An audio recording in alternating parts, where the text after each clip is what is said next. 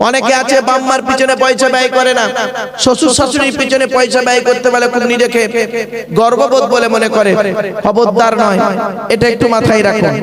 এরপরে আল্লাহ বললেন 5 নম্বর পারার 3 নম্বর পৃষ্ঠার 3 নম্বর লাইন, সূরার নাম সূরা নিসার 36 নম্বর আয়াত, ওয়াবুদুল্লাহ ওয়া লা তুশরিকু বিহি শাইয়্যা ওয়া বিল ওয়ালিদাইনি ইহসানা, পিতামাতার সেবা যত্ন করো।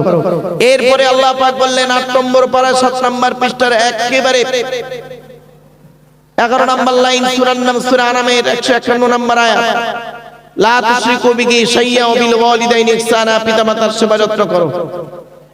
এরপরে আল্লাহ বললেন 15 নম্বর পারা 3 নম্বর পৃষ্ঠার 7 নম্বর লাইন, সূরার নাম সূরা বানী ইসরাঈল, ওয়া ক্বাদা রাব্বুকা আল্লা তা'বুদু ইল্লা ইয়্যা ওয়া বিল ওয়ালিদাইনি ইহসানা, পিতামাতার সেবা যত্ন করো। 20 নম্বর পারা 16 নম্বর পৃষ্ঠার একেবারে 3-4 নম্বর লাইন, সূরার নাম সূরা আনকাবুত, ওয়া ওয়াসাইনাল ইনসানা বিওয়ালিদাইহি হুসনা, বাম্মার সেবা যত্ন করো।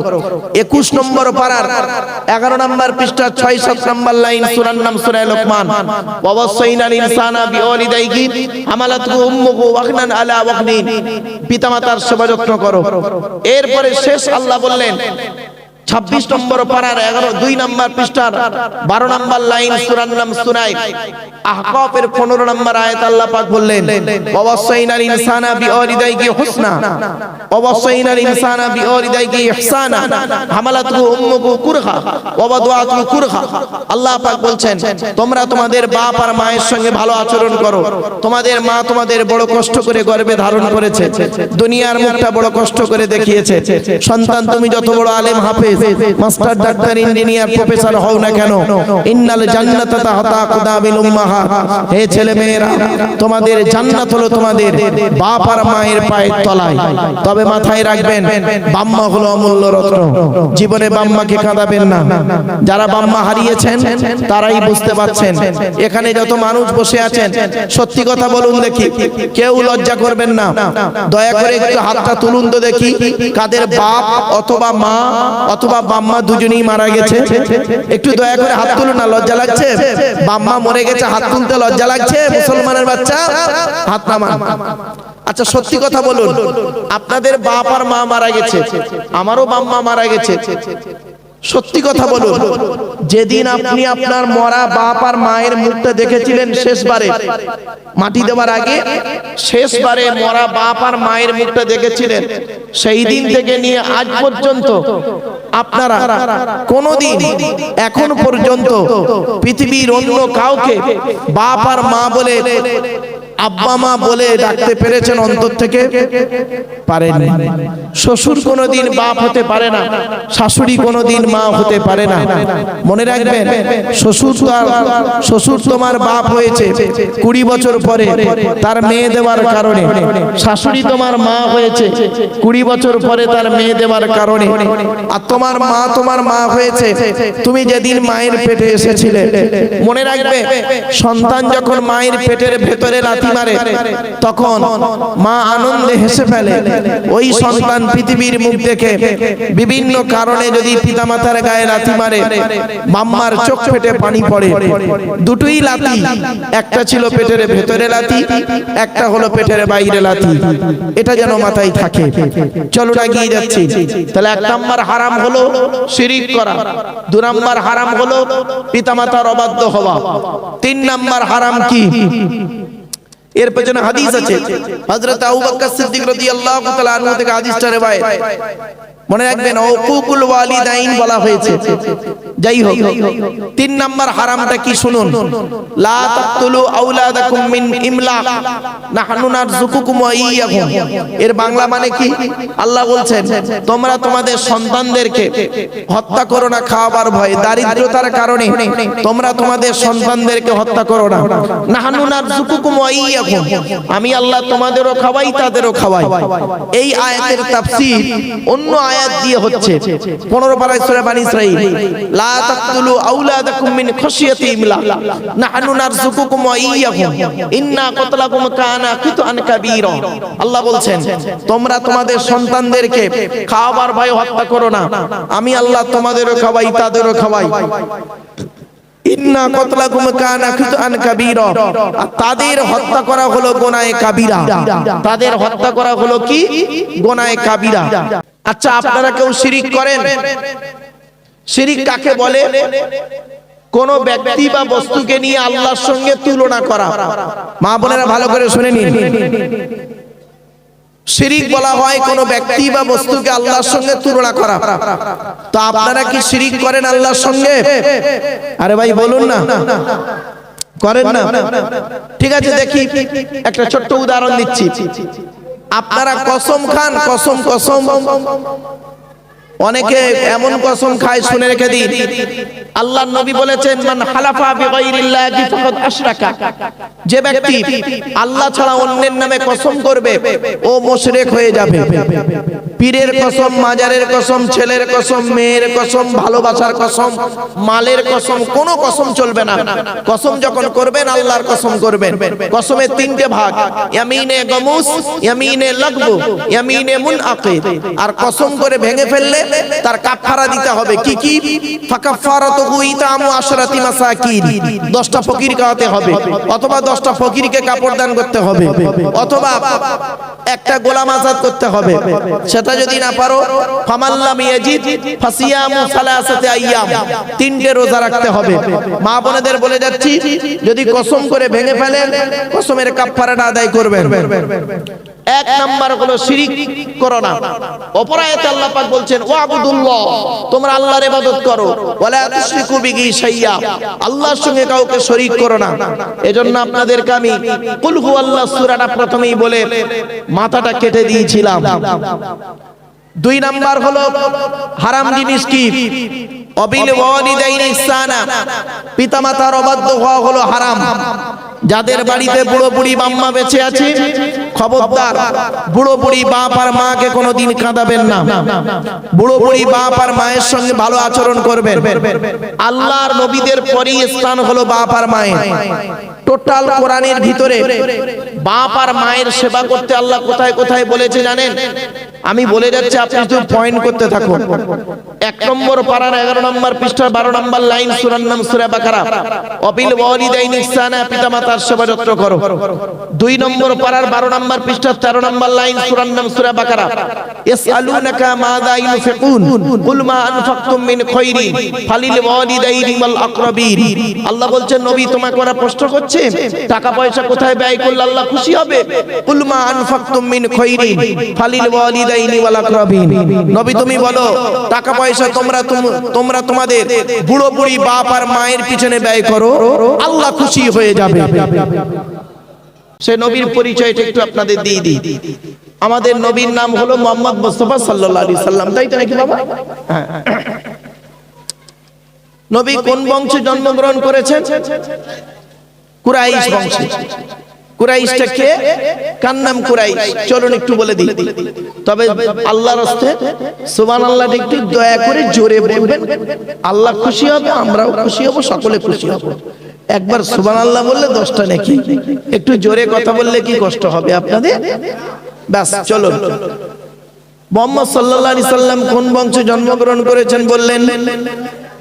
কুরাইশ। কে কুরাইশ? কার নাম কুরাইশ? শুনে নিন।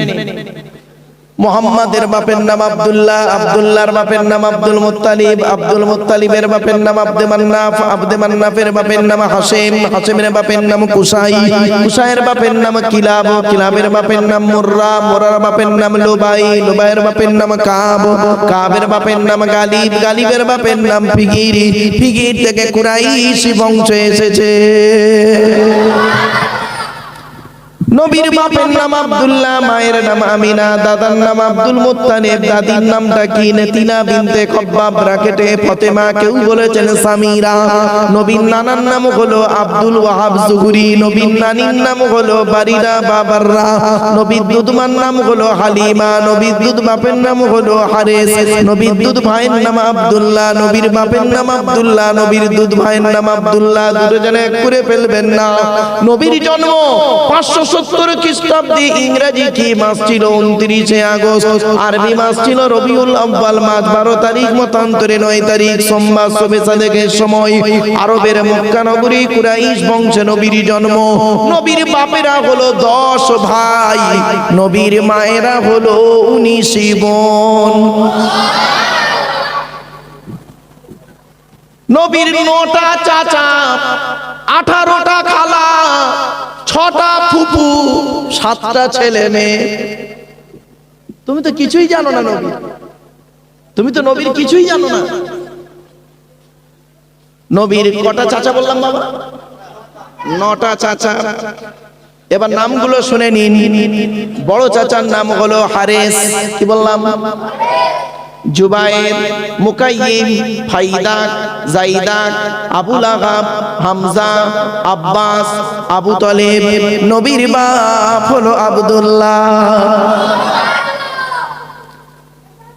নবীর 7টা ছেলে মেয়ে, 3টে পুত্র সন্তান, 4টে কন্যা সন্তান। 3টে পুত্র সন্তানের নাম কি? বড় ছেলেটার নাম হলো কাসেম, কি বললাম? এই জন্য নবীর একটা নাম হলো আবুল কাসেম। তারপরে হলো তাহের বা তৈয়েব, ছোট ছেলেটার নাম হলো ইব্রাহিম। 4টে কন্যা সন্তানের নাম হলো, বড় মেয়েটার নাম হলো জাইনাব, উম্মে কুলসুম, রুকাইয়া, ছোট মেয়েটার নাম হলো ফাতেমা। শুধু তাই নয়, নবীর উপরে নাজিল হলো কোরআন। এই কোরআনের পরিচয়টা কি? পৃথিবীতে মোট 104টা কিতাব এসেছে, মনে আছে? 4টা কিতাবের 100টার পরিচয় দিয়ে দিয়েছি। 10টা এসছে ইব্রাহিম নবীর উপরে, 10টা আদম নবীর উপরে, 10টা ইব্রাহিম নবীর উপরে, 10টা 20টা ইদ্রিস নবীর উপরে, 30টা আর শীষ নবীর উপরে এসেছে 50টা। এই মোট হলো 100টা। আর 4টে কিতাব এসেছে কার উপরে শুনে নিন। মুসা নবীর উপরে সে একটি কিতাব। মুসা নবীর উপরে যে কিতাব পেয়েছে যে তার নাম তাওরাত। তাওরাত কিতাব হলো 1000 পারা। কত কত কত? 1000 পারা হলো মুসা নবীর উপরে যে কিতাব এসেছে তার নাম তাওরাত। আর তাওরাত কিতাব নাজিল হয়েছে রমজান মাসের 6 তারিখে। তারপরে দাউদ নবীর উপরে একটা কিতাব নাজিল করেছেন আল্লাহ। কিতাবটির নাম হলো জবুর কিতাব। কিতাবটি হলো 150 পারা বা খণ্ড। কিতাব দিয়েছে যে জবুর কিতাব এসেছে রমজান মাসের 12 তারিখে। তারপরে আল্লাহ পাক ঈসা নবীর উপরে একটি কিতাব পাঠিয়েছেন। কিতাবটির নাম হলো ইনজিল কিতাব, যাকে পরবর্তীতে বিকৃতি ঘটিয়ে বাইবেল করা হয়েছে। তার দুটো ভাগ, ওল্ড টেস্টামেন্ট, নিউ টেস্টামেন্ট। ইনজিল কিতাব হলো 27 পারা। কত কত কত? 27 পারা। ইনজিল কিতাব নাজিল হয়েছে রমজান মাসের 18 তারিখে। সর্বশেষ কিতাব, সর্বশেষ কিতাব, কিতাবটির নাম হলো কোরআনুল মাজিদ। আরে কোরআন নাজিল হয়েছে মুহাম্মদ সাল্লাল্লাহু আলাইহি ওয়াসাল্লামের উপরে। কোরআনটি হলো 30 পারা। নাজিল হয়েছে কবে? ইন্না আনজালনাহু ফি লাইলাতুল কদর। লাইলাতুল কদরের রাত 24 দিনের 24 রমজান, 25 রাত লাইলাতুল কদরের রাত। জোরে বলুন। এবার আসছি কোরআনের পরিচয়টা আপনাদের দিই। কোরআন আল্লাহর তরফ থেকে জিবরাইলের মাধ্যমে হযরত মুহাম্মদ সাল্লাল্লাহু আলাইহি ওয়াসাল্লামের উপরে আরবের মক্কা নগরের নিকটবর্তী একটি গুহাটির নাম হলো হেরা। হেরা নামক গুহাতে 610 খ্রিস্টাব্দে 1 ফেব্রুয়ারি সোমবার, কত কত কত? সোমবার। কত খ্রিস্টাব্দ বললাম বাবা? 610। কত? এগুলো মনে রাখবেন। 610 খ্রিস্টাব্দে 1 ফেব্রুয়ারি সোমবার। আর আজকের এটা কত তারিখ? 14ই ডিসেম্বর। কি বার? শনিবার। কত সাল? 2024। তাহলে মাইনাস প্লাস করো। 14ই ডিসেম্বর শনিবার 2024 সাল। আর কোরআন এসেছে 610 খ্রিস্টাব্দের 1 ফেব্রুয়ারি সোমবার। মাইনাস প্লাস করলেই কবে কোরআন এসেছে পাওয়া যাবে। কিছু বুঝে আসছে? এজন্য আপনাদেরকে বলছি, আপনারা ধীর স্থির ভাবে কথাগুলো একটু শোনার চেষ্টা করুন, বোঝার চেষ্টা করুন। এবারে আসছি, কোরআনের প্রথম বাক্য ছিল ইকরা, রিড, পড়ো পড়ো পড়ো। আর মুসলমানদের এখন প্রথম বাক্য কি জানেন? গেল গেল গেল। রাগ করবেন না, খারাপ ভাববেন না কেউ। অনেক মুসলমানের বাড়িতে গিয়ে দেখবেন সামসেট গুলোতে বড় বড় কিতাব কিনে রেখেছে, ছেলে আমার আলেম হবে, মাস্টার, ডাক্তার, ইঞ্জিনিয়ার, প্রফেসর হবে। আর অনেক মুসলমানের বাড়িতে গিয়ে দেখবেন সানসেট গুলোতে বিশাল বড় বড় তরকারির হাঁড়ি কিনে বসে আছে, মাল বকরা ঈদে বেরোবে। ঠিক না বেঠিক? রাগ করো না বাপ। এই মেয়ে ছেলেরা, কিতাব কিনে রাখো বাড়িতে। বাস্তব কথা বলে যাচ্ছি বাবা। এই বাচ্চাই আসতে। এরপরে আসছি, কোরআনের ভিতরে কি আছে?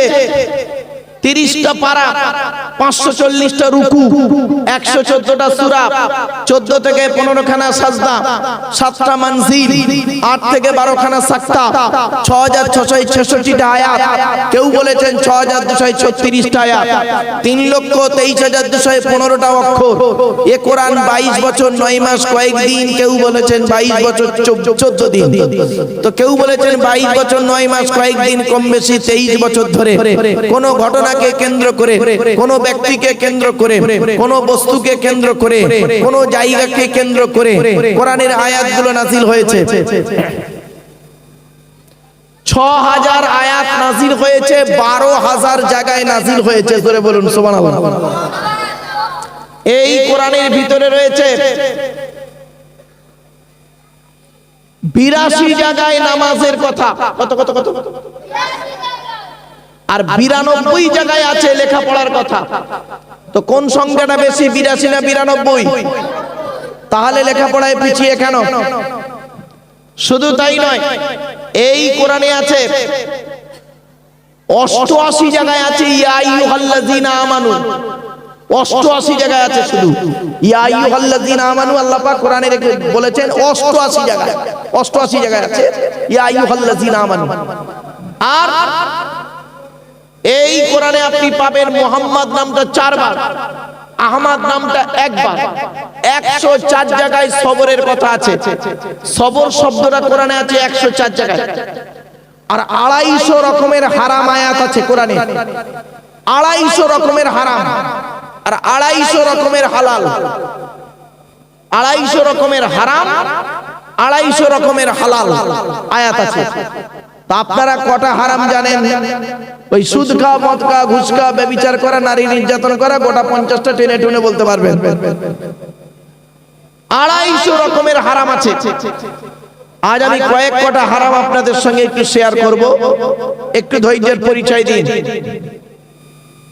কোরআনে এমন একটা সূরা আছে, এই মাদ্রাসার ছেলেরা, বাপেরা ভালো করে শুনে নাও, মাদ্রাসার ছাত্ররা, কোরআনে এমন একটা সূরা আছে যে সূরাটি ইব্রাহিম নবীর উপরে নাযিল হয়েছে, সেই সূরাটি মুসা নবীর উপরে নাযিল হয়েছে, সেই সূরাটি আদম নবীর উপরে নাযিল হয়েছে, আবার সেই সূরাটি মুহাম্মদ সাল্লাল্লাহু আলাইহি সাল্লামের উপরে নাযিল হয়েছে।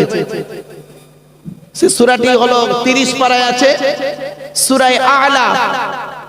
ইন্না হাযা লাফিস সুহুফিল উলা সুহুফি ইব্রাহিম ওয়া মূসা। বাপেরা, এই কোরআনে ইব্রাহিম নবীর উপরে এসেছে 10টা সহিফা, 10টা হারাম জিনিস। আদম নবীর উপরে এসেছে 10টা হারাম জিনিস। সেগুলো সবই রয়েছে কোরআনের ভিতরে। আমরা তো কোরআন নিয়ে পড়ি না, গবেষণা করি না, চিন্তা ভাবনা করি না। ছোট্ট কয়েক কটা উদাহরণ আপনাদের সামনে পেশ করছি। কোরআনে আজকে 10টা হারামের কথা বলছি, মা বোনেরা একটু ভালো করে শুনে নিন। 10টা হারাম, যে 10টা হারাম আদম নবীর উপরে নাযিল হয়েছে, প্রত্যেক নবীর উপরে এই 10টা হারাম নাযিল হয়েছে, প্রত্যেক নবীর উপরে। আখিরি নবী মুহাম্মদ সাল্লাল্লাহু আলাইহি সাল্লামের উপরে এই 10টা হারাম নাযিল হয়েছে। সে 10টা কি কি শুনে নিন। কুল তাআলাউ আতলু মা হাররামা রাব্বুকুম আলাইকুম আল্লা তুশরিকু বিহি শাইয়্যা ওয়া বিল ওয়ালিদাইনি ইহসানা ওয়া লা তাকতুলু আওলাদাকুম মিন ইমলাক নাহনু নারযুকুকুম ওয়া ইয়্যাকুম ওয়া লা তাকরাবুল ফাওয়াহিশা মা যাহারা মিনহা ওয়া মা বাতান ওয়া লা তাকতুলুন নাফসাল্লাতী হাররামাল্লাহু ইল্লা বিল হাক্কি যালিকুম ওয়াসাকুম বিহি লাআল্লাকুম তাআকিলুন ولا تقربوا مال اليتيم إلا بالتي هي أحسن حتى يبلغ أشده وأوفوا الكيل والميزان بالقسط لا نكلف نفسا إلا وسعها وإذا قلتم فاعدلوا ولو كان ذا قربى وبعهد الله أوفوا ذلكم وصاكم به لعلكم تذكرون وأن هذا صراطي مستقيما فاتبعوه ولا تتبعوا السبل فتفرق بكم عن سبيله যালিকুম ওয়াসাকুম বিহি লাআল্লাকুম তাত্তাকুন। এই 10টা হারাম আয়াত সূরা আনামের 151 নম্বর আয়াত, 152 নম্বর আয়াত, 153 নম্বর আয়াত। এই 10টা হারাম আয়াত আমি আপনাদের কাছে অতি অল্প সময়ের মধ্যে টু দি পয়েন্টের উপরে জাস্ট একটু আলোচনা। আগে প্রথমে বাংলা মানেগুলো একটু শুনে নিন। আল্লাহ বলছেন কুল, নবী তুমি বলো, তাআলাও তোমরা এসো, আতলু মা হাররামা রাব্বুকুম আলাইকুম, আমি তোমাদেরকে তেলাওয়াত করে শোনাবো আল্লাহ তোমাদের উপরে যা যা হারাম করেছেন। এক নাম্বার কি? আল্লাহ তুশরিকু বিহি শাইয়্যা, আল্লাহর সঙ্গে কাউকে শরীক করবে না। এক নাম্বার শিরিক করবেন না। আপনাদেরকে আমি বারে বারে বলে যাচ্ছি, মা বোনদেরকেও বলছি, জীবনে শিরিক করতে যাবেন না। শিরিক হলো সবথেকে বড় গুনাহ, গুনাহে কাবীরা। ইন্না শিরকা লা যুলমুন আযীম। আল্লাহ আরো বলেছেন, ইন্নাল্লাহা লা ইয়াগফিরু আন ইউশরাকা বিহি ওয়া ইয়াগফিরু মা দুনা যালিকা লিমান ইয়াশা। শিরিককারীর গুনাহ আল্লাহ maaf করবে না, অন্য গুনাহ maaf করলে ইচ্ছা করলে তিনি maaf করতেও পারেন। তো এক নাম্বার হলো শিরিক থেকে দূরে সরে থাকবেন।